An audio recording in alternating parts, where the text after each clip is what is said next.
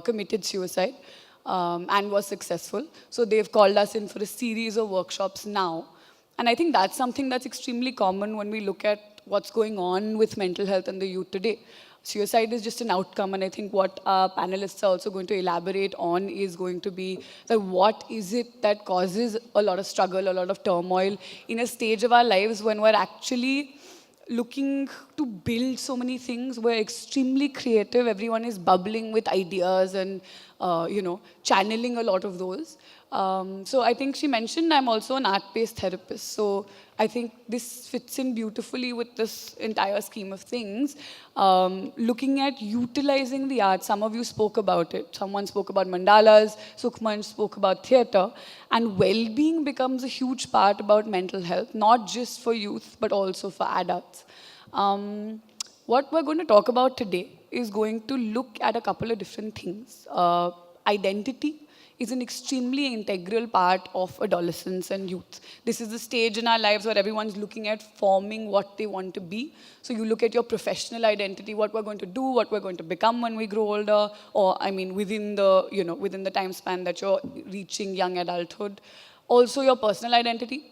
What are your relationships like? What is the family relationship like? Friends, peers, support groups, which is also a really integral part of how we function, grow, our support systems that build. Our gender and sexual identity, which is something that Sukhmanch began speaking about. I think I caught the last 20 minutes of what they were talking about. And also looking at the psychological identity, which means the entirety of it. How does it all come together? Because we're not fragmented human beings in dabbas. We're also this entire person who's trying to function and move.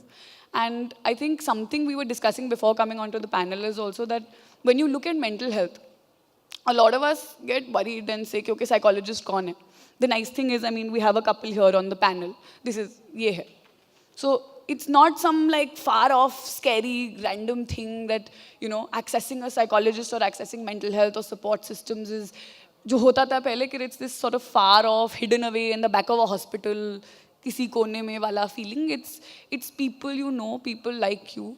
And something I always say when I talk to young people is shop. Therapist shop, psychiatrist shop. You can, like you shop for clothes, search for the right fit. Everybody is not going to be the right fit for you as a therapist either. Different people focus on different areas, different kinds of therapy, different kinds of work. It could be art-based work, it could be cognitive work, it could be gender-related work. There's so many aspects to psychotherapy.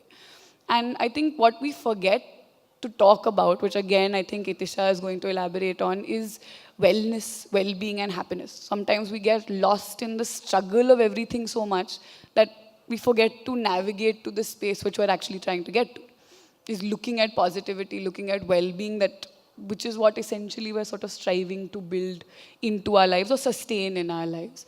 And in other, I was saying psychology piche kahin chupa hai, so psychiatry is even more scary. That's what everyone panics about. And when you look at mental health as a holistic picture, we talk about something called a biopsychosocial model. That when we're struggling with anything, when it reaches a point where it sort of causes a problem in our daily functioning, in our everyday lives, doesn't allow us to function professionally, personally, we can see it retracting from our lives, it's important to also identify spaces for support medically. It could be a combination. And just like, ma'am was talking about, I'm sorry, I'm forgetting from Sukhmanch as well. She said that जैसे हम physical health का ध्यान रखते हैं, वैसे ही mental health का ख्याल रखना होता है. So mental health में भी उतने ही facets हैं. There is a lot of aspects to mental health that we need to look at depending on what we're struggling with. So I think I won't go into it too much because I know you all, you are the young people here, you're well versed with what are the challenges that we face, everything from family to relationships to school to college to what we're going to do in our careers to also looking at our personal relationships to technology and the struggle with tech that we're having, whether it's social media, whether it's, we like to think we don't want likes, but there's always a like, there's always a smiley, now there's sad faces and angry faces, and I think sometimes we forget how to express real emotion and we see emotions in emojis, and I think that's another facet that we're facing as a young tech-savvy community that's building up. So I think I'm going to stop there and we're going to start with Dr. Itisha. And I think she's going to take us through some of her ideas and thoughts. All right. Thank you so much, Akriti. I would think I'd be more comfortable if I stand and talk. All right. Thank you so much, Mental Health Foundation, for having me here today. Let me start with a very simple question. How are you all doing today? How are you all doing? Great? Yeah? You're doing well? Yeah? Whenever someone asks you this question, how are you all doing? What do you respond? I'm doing well, thank you. How are you doing? Have you ever done this? Or maybe you can try doing this. Next time someone asks you how you're doing, reply, I'm not doing well, thank you. How about you? Isn't it amazing the presumption that we make in everyday life that I'm doing well and you're doing well, and now let's get down to talk about more important topics of discussion. Thankfully today, that important topic of discussion is mental health and well-being. And a very close topic that I'll be speaking about, which is happiness. Happiness has been one of the fundamental goals of human civilization. Every human being yearns to be happy. I don't think there's anyone in this room who could claim otherwise, that no, I don't want to be happy. Then why is it that, what we want, if, media reports or personal experiences are to be believed, that happiness is kind of a far-fetched goal for a lot of us? I personally believe that this, why happiness is a far-fetched goal for a lot of us lies in how we understand, or rather misunderstand, happiness. Before we go into it, let me just share a very small anecdote with you. So a couple of days back, I was out having dinner with a couple of my friends at a really nice fine dining restaurant. So on a table next to mine sat a young girl, immaculately dressed, all by herself, and I thought that was great, kudos. Because, sometimes you feel like going out, being on your own, having a nice glass of wine, enjoying the music, good food, ambience, etc., etc., etc. However, I didn't think that she was actually enjoying herself, or the reason is that when she ordered her food, until the time the food came, she ended up clicking like about 1,000 different selfies with, from different poses and different angles. And what was amazing was that every time the camera would be on, she'd be smiling. She'd have like this $1 million smile on her face. And every time the camera would be off, suddenly that smile would vanish. Yeah. So when the food arrived, and I realized that, okay, now she'll finally keep her phone aside, and now she'll start enjoying the moment, as we call it. But no, she spent the entire evening kind of just being on her phone, presumably that she put up her photos on some social networking site, and she's been checking and counting the number of likes and comments that she has received.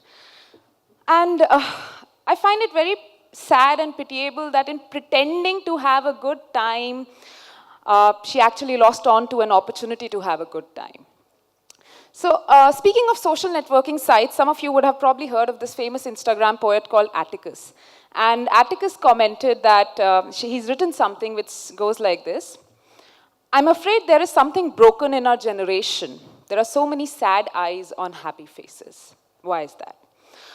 My talk, the first half is actually, I'm quickly going over it, would be about what happiness is not, and then I'll focus on what happiness is. First and foremost, happiness is not maximizing pleasure. So many of us confuse the concept of happiness and pleasure, right? No matter how hard an advertiser tries to sell you, happiness cannot be bought and sold. What can and is bought and sold every single day is pleasure.